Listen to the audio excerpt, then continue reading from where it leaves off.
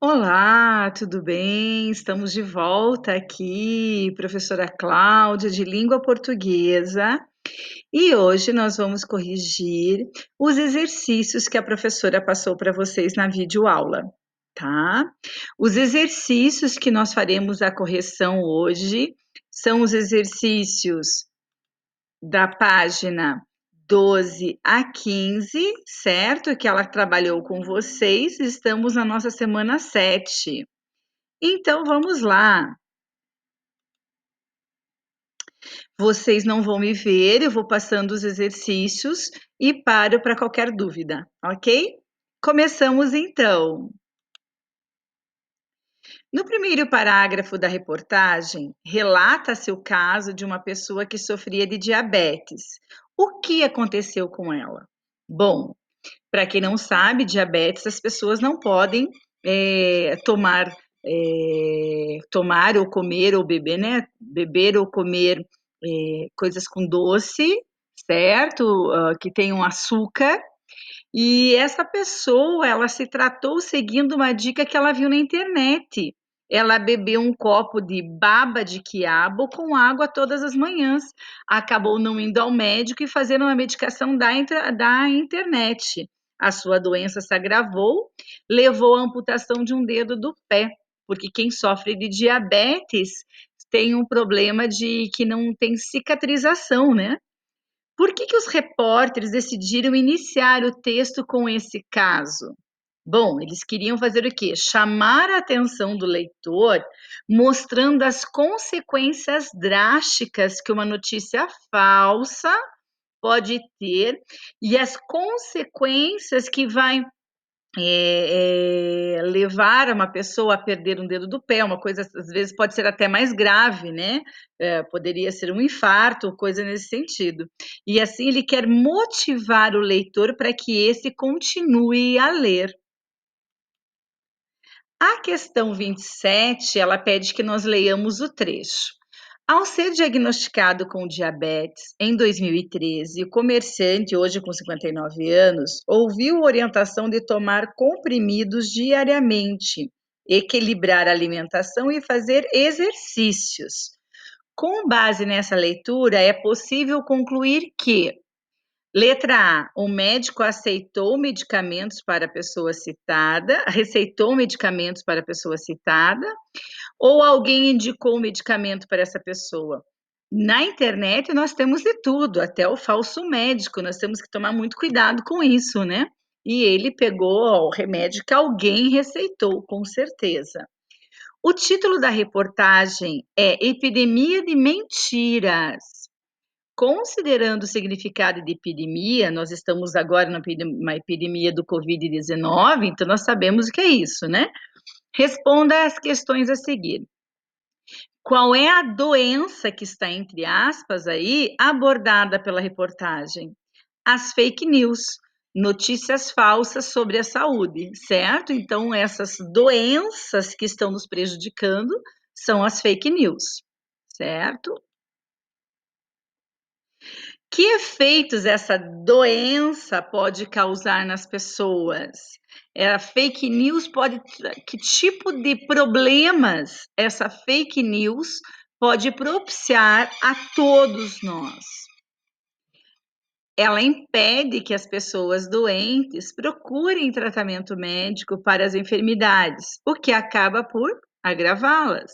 Então, eu não vou até o médico, vou ficar tomando remédio em casa.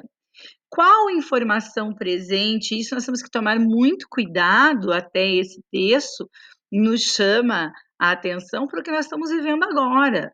Tem tantas coisas que estão falando que não é realidade com relação à medicação e tudo, né? Então nós temos que ficar muito atentos qual é a fonte, né? De onde está vindo essa informação. Vamos lá? Que efeitos essa doença causa nas pessoas? Ela impede que as pessoas doentes procurem um tratamento médico para suas enfermidades e acaba por agravá-las. Qual informação presente no segundo parágrafo mostra que essa doença ataca um grande número de pessoas? A informação sobre o número de compartilhamentos. Esse compartilhamento aí nós temos 485.000 compartilhamentos da Mentira da Baba Milagrosa. Imagina quantas pessoas leram, né? Analisando o título e a linha fina, pode-se prever se a reportagem adotará uma atitude neutra ou crítica sobre o tema. Justifique a sua resposta. Sim, as palavras e os sintagmas empregados no título e na linha fina, como epidemia, praga, caso grave de saúde pública e enganações, permitem sim ao leitor prever que a reportagem adotará uma atitude crítica sobre o tema. O texto da reportagem mantém a mesma atitude que se percebe no título e na linha fina? Aponte exemplos. Veja, ele quer saber se o texto está falando a mesma coisa que o título. Se eu dei um título, eu estou seguindo, a não ser que eu tenha sido irônica no meu título, mas sim, né, ele não foi aqui no caso. O aluno, nós podemos citar até exemplos. Textos e vídeos enganadores e mentira da baba milagrosa, o ambiente infectado por mentiras, vídeos perigosos, truque explícito e uma completa invenção, como nós vemos no quinto parágrafo. A reportagem informa que as doenças graves que assolam e matam milhões de brasileiros são justamente as mais usadas para fisgar leitores desavisados. Claro, ele quer pegar aquele leitor que não lê. Esse tema fisgar que ele está usando aqui é para aquela pessoa que não vai atrás da fonte, né? Nós podemos ver muitas receitas milagrosas na internet, vocês que estão aí no Face, em todas essas Instagram e tudo que nós temos da vida, vocês podem perceber sobre emagrecer. Quantas medicações tem para as pessoas perderem peso? Quantas dessas, né, ou qual dessas todas é real? Não é verdade? E as pessoas acabam passando mal. Porque elas são fisgadas, né? Os sites que difundem notícias falsas escolhem doenças que acometem um grande número de pessoas. O que eles ganham com isso? Ao escolherem esse tipo de doença, um grande número de visitantes acessa os sites, o que lhe gera a receita de publicidade. Não é verdade? No quinto parágrafo de reportagem, há comentários sobre vídeos falsos. Releia-os e responda as seguintes questões. Qual é o truque, entre aspas de novo, usado no primeiro vídeo mencionado? O vídeo apresenta primeiramente o depoimento do renomado médico Drauzio Varela e em seguida informações sobre a cura definitiva. Eles fazem até montagem. Como as pessoas que assistiram ao vídeo poderiam evitar cair nesse truque? Realizando pesquisas sobre o Dr. Drauzio Varela para descobrir se ele endossa a cura definitiva ou não. Eu vi o Dr. Drauzio, então está falando que é verdade? Não, nem sempre. Releia esse trecho da reportagem. As fake news transformaram-se em uma grave questão de saúde pública. Por redes sociais, sites de busca e aplicativos de mensagens, espalham-se milhares de receitas infalíveis, alimentos superpoderosos, estudos inexistentes ou distorcidos e outras enganações. O repórter fala sério quando usa os sintagmas receitas infalíveis e alimentos superpoderosos? Não, claro que não fala sério. Qual é a nossa justificativa? O repórter está sendo irônico, o que eu falei lá do título, que ele não foi, mas agora na reportagem ele está sendo. O leitor pode perceber essa ironia considerando que foi apresentado anteriormente no texto sobre as curas propostas nos sites de notícias e falsa saúde. Assim que a gente percebe, não é verdade?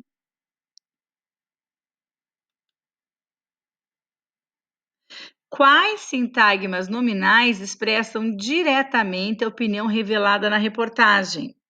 Estudos inexistentes ou distorcidos e outras enganações. Por meio de que canais ou as notícias falsas sobre saúde se espalham? de redes sociais, sites de buscas e aplicativos de mensagens. Sublinhe a seguir os trechos que contêm a opinião dos autores na reportagem sobre as medidas que esses canais tomam para combater as notícias falsas. Então, vamos lá no exercício 34, nos trechos. Onde é que aparece a opinião? O Facebook argumenta que trabalha com parceria com agências de checagem de dados e universidades para identificar mentiras nas redes e reduzir o alcance dessas publicações. Claramente, é um trabalho que deixa a desejar. Consultado sobre sua responsabilidade, o Google afirma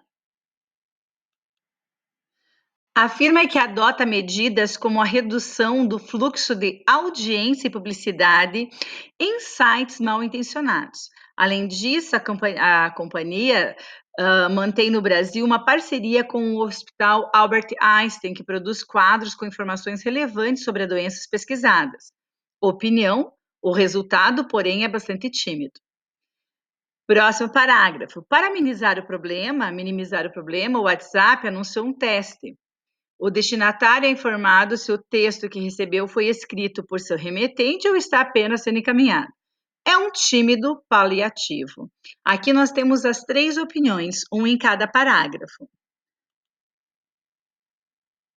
Segundo a reportagem, além das redes sociais, dos buscadores e dos aplicativos de mensagens, quem é o responsável pelo problema das notícias falsas?